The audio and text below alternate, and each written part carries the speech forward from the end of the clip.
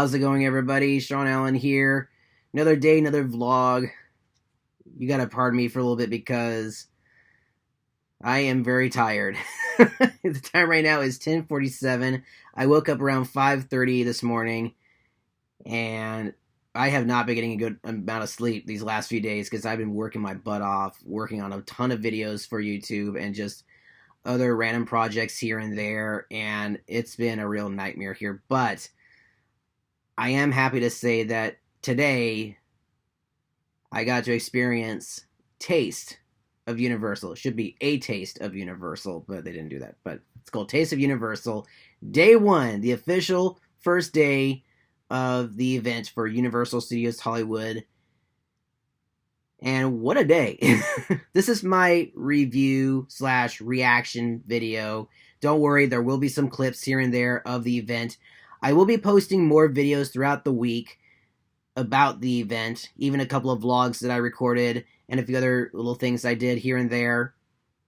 But all in all, the event was fun. It was a lot of fun. It's now been a year since Universal Studios Hollywood closed. It's crazy. The day that we closed is also the same day that we reopened. That is quite interesting. For a lot of us that have worked at Universal, this was a day that we've been hoping for quite a long time. I was able to see familiar faces throughout the park that I have seen over the last few years that I've worked there, and it was nice to be able to see them back and working. And I know that there are several that unfortunately will not be returning, which is sad. I hope they maybe either come back to work again or be a guest in the park. But I will miss them a lot, and I always will wish them the best. The entire event takes place on the upper lot. For those of you who don't know, Universal Studios Hollywood is composed of two different lots. There's the upper lot and the lower lot. The lower lot consisting of Jurassic World, Transformers The Ride 3D, and Revenge of the Mummy. The upper lot, pretty much everything else that you see in the park.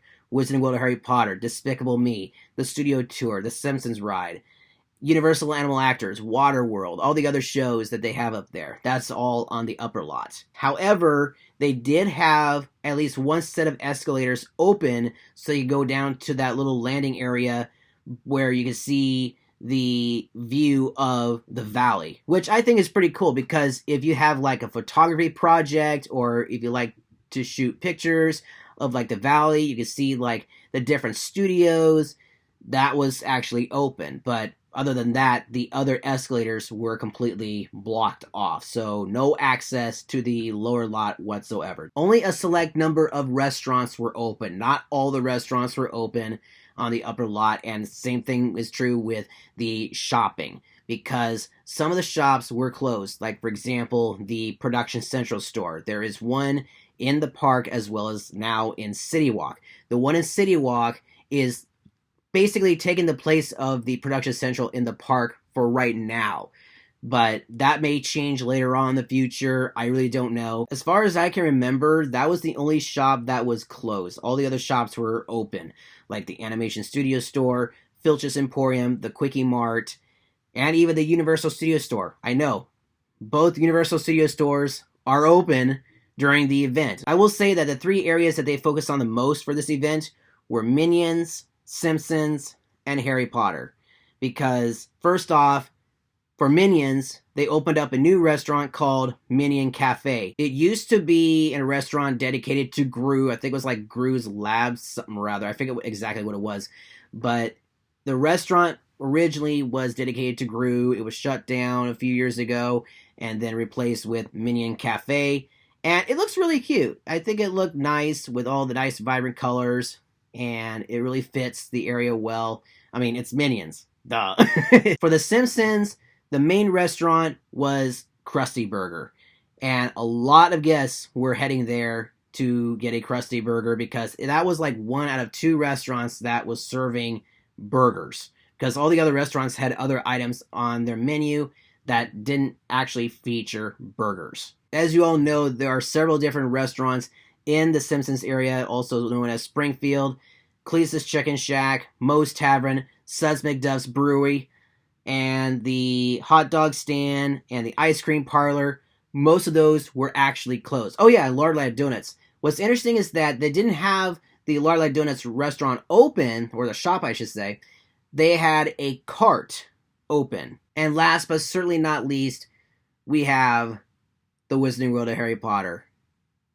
And I'm so thankful that it was open for this event, because there were a lot of fans there today that were so excited to go back to Hogsmeade to visit the different shops, get a view of the castle, do their spells. It was a lot of fun to see. A lot of guests came in their robes, their getup, their uniforms, whatever. It looked like a typical day in Hogsmeade. That's what made it fun. And it reminded me of those days of, just seeing everybody enjoying themselves. That really made me happy. And I missed that a lot. Their main restaurant, and really their only restaurant there in Hogsmeade, was, of course, the Three Broomsticks. It was open for business. Their menu significantly shortened and smaller compared to what it normally is. They had fish and chips on there. I was happy about that. Delicious as always. And of course, I can't forget about the butterbeer. As I previously mentioned, you could do your spells once again in the Wizarding World of Harry Potter. Take your interactive wands and use them in front of the windows there. And it was a lot of fun. Definitely a plus. Brings back the magic in the land. And the kids were having fun. That was fun to see. And seeing the team members there interacting with the guests, it really brought a tear to my eye, because, these are people that I've worked with, and to see them back really was a thrill to see. Now, I didn't mention all the restaurants. If you want to know the full list, go and check out the link in the description box below that says full menu and list of shops and restaurants that are open. It will show what they are serving, and it'll give you an idea as to what to expect when you go to the event. So if you are planning to go to this event, prepare for the weather. Today was cold. Really cold. It even rained a little bit. Not a lot, but it rained a little bit. But it was freezing at night. It's literally gotten below freezing some nights here in the valley. So my advice is that bring a sweatshirt with you, wear long pants, long sleeve shirt, because it gets cold at night. Bring something warm, drink something warm. Don't do what I do, which is drink a bunch of cold drinks. I made the huge mistake of getting butterbeer. I mean, I wanted to get butterbeer, to be honest with you. I got the frozen butterbeer, but by the end of it, I was shivering. Because I was cold, so cold. Also something I want to mention is that expect long lines. There was pretty much a long line at every restaurant today. I would say the busiest restaurants today were, number one on the list was definitely Krusty Burger. Number 2, Three Broomsticks. Number 3, Minion Cafe. Those were the 3 main restaurants that had a rather long line. Minion Cafe had a period where it wasn't super busy, but Krusty Burger was busy throughout the entire day. Same thing with Hollywood and Dine. Like, the line for Hollywood and Dine started at the restaurant. It went all the way down towards Waterworld, looped around, headed back around towards the animation building. That was like an hour before the park closed. It was packed. It was unbelievable. But everybody was distanced out, which was great. But I would say there had to been at least 100 people in line. No joke, because it was a long, long line. I was like, oh my God. But here's the thing though, even though they had long lines at some of these restaurants, there were other areas of the park where there was nobody to be seen. It was crazy because, on a typical day, there's like people everywhere in the park, but there were some parts of the park that were completely empty. The only places that you could find people were in lines at the restaurants or in the shops. And it's like, holy cow, this is unbelievable. This event is limited in terms of how many guests they can allow into the park. Now, here's something that I want to address, because I know that some people are going to be like, well, they're only going to be limiting the number of guests in the park because, the government says so or whatever, or because of guidelines. Well, listen, here's the thing. They have to not only limit the number of guests in the park, but they also have to limit the number of team members in the park. You have to remember that, because not only are there guests in the park, but there's also team members in the park. So in order for a park to be able to function a certain way, they need X number of team members for X number of guests in the park. And if they go over the limit, they can get into a lot of trouble, basically. So in order to follow the guidelines for parks and for events, they have to limit the number of not only guests, but also team members. So even though the percentage for guests may be small, you got to add in the fact that that same percentage, there's also a certain number of team members involved. So even though there's not a whole lot of guests, there's still X number of team members in the park. So it could be 50% is team members and 50% the rest would be guests, which I think is fair, right? Because if you have fewer team members and more guests, then you're in trouble, because the park will not be able to function properly if there's so few team members and way more guests. That can cause a lot of problems. Now, the exact opposite would be if there were more team members and fewer guests. That would be kind of a stupid move. But I felt like there was a great number of team members there at Universal and a great number of guests there enjoying themselves in the park. I'd say, again, it could be a 50-50 situation, which I think is a smart move. I don't know if Universal's doing that, but if that's what they're doing, props to them. In order for you to experience the event, you have to reserve a spot. The only way you can do that is to go online and purchase a ticket. You cannot buy a ticket when you arrive at Universal. None of the ticket booths are open upon arrival. You have to do it in advance, basically. You can't just show up and go, hey, I'm here, I want to do the event.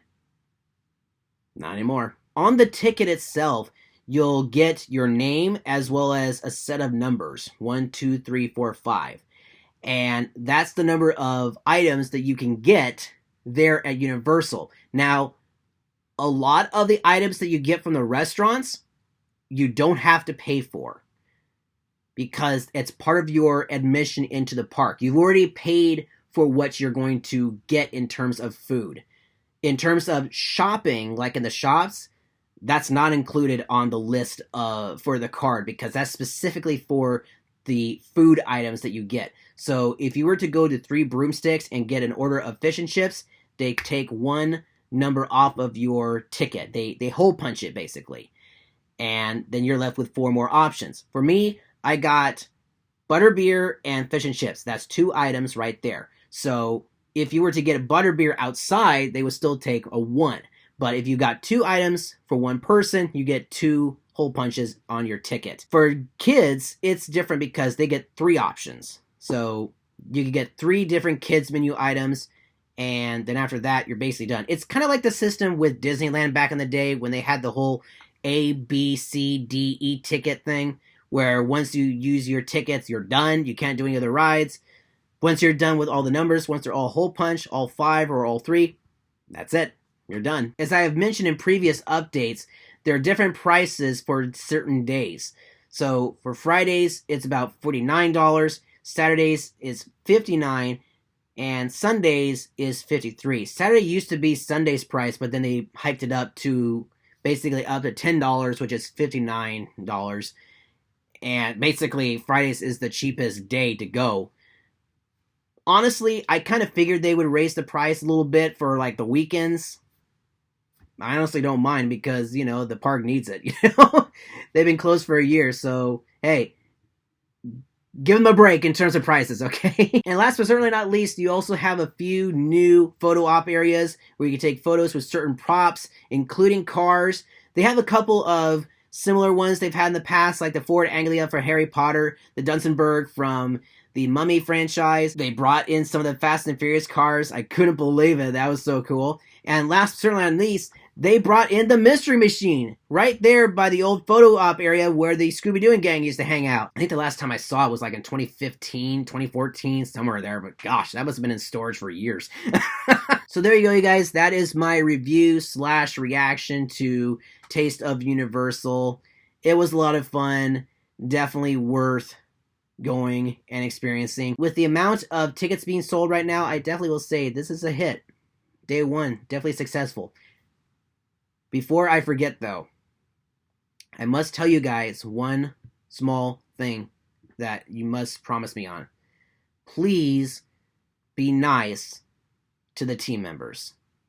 We have been waiting for so long for this opportunity to happen, to be able to get jobs back at Universal. Please be mindful and respectful and kind to these team members. Some of them have suffered greatly, not just financially, but maybe emotionally and mentally. I saw a lot of happy faces there at Universal. A lot of happy faces. Not just with guests, but also with team members. And that was really, really special to see. Because, again, we've been waiting a long time for this to happen. So please do me a favor, guys. Please be nice to the team members. Don't fight back. Don't be mean to them. Please be respectful of them. They've waited so long for this. Don't mess it up. If they ask you to do something, please do it. Please follow their instructions. There is absolutely no excuse for anybody to say, oh, there are no signs around. There are signs everywhere in terms of safety and guidelines. They are everywhere. No excuse whatsoever to say that I didn't see a sign when it's literally like all over the place. Even the Wizard World of Harry Potter, there are signs everywhere for dining areas, wearing a mask, physical distancing, washing of the hands, hand sanitizing stations, literally signs just everywhere. So please be nice to them and have a great time. As far as I know, from a lot of what I saw, it looked like everybody was having a fun time and they were following the rules, which is a plus. And as long as you follow the rules, everybody's going to be fine and hunky-dunky, okay? So, and it'll make everybody's job a lot easier. I can't wait to go back. Really. Alright guys, that's the end of this video. I hope you enjoyed it. If you liked it, hit the thumbs up button. It is greatly appreciated. Be sure to check out my other videos here on YouTube, as well as my other channels, the Educational Series, the Design Video Series, and the Travel Town Series. You can find me on Instagram. The link is down below in the description of this video, as well as my P.O. Box address. And by the way, this whole week, you'll be getting a full, schedule of videos from Universal. A lot of videos from Taste of Universal. So be on the lookout for them because they are coming fast. Ugh, I am tired. Wow, it's 11:30. I've been doing this now for an hour of recording and re-recording stuff. Ugh, I am exhausted. All right, thank you so much for watching. Insane, as they say in Hollywood. I was in Hollywood today. I am back in Hollywood, folks. That, my friends, is a wrap. See you next time. Now I'm going to bed.